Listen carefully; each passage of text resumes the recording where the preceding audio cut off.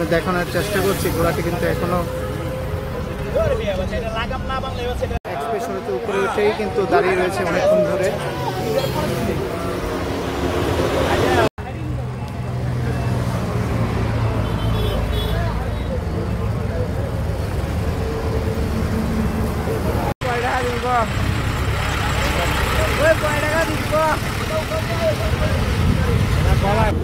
শ্রীনগর উপজেলার নির্বাহী officer sir বিকেলবেলা একটা সংবাদ দেন যে শ্রীনগর ফেরিঘাটের ঢাকা মাও এক্সপ্রেসওয়ের ভিতরে একটি ঘোড়া উঠে গেছে, যার কারণে এখানে অনেকেই অনিরাপদ রয়েছে।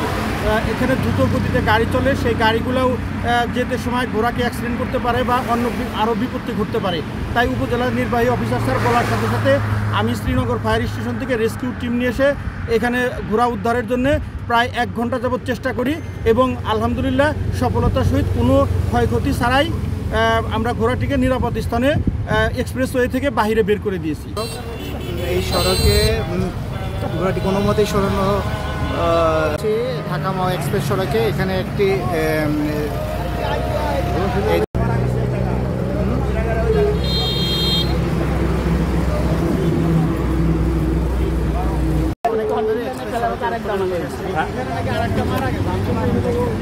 হ্যাঁ এই যে এই জায়গায় খালি ঘুরতে থাকে। ফায়ার সার্ভিসের কর্মীরা কিন্তু এখনো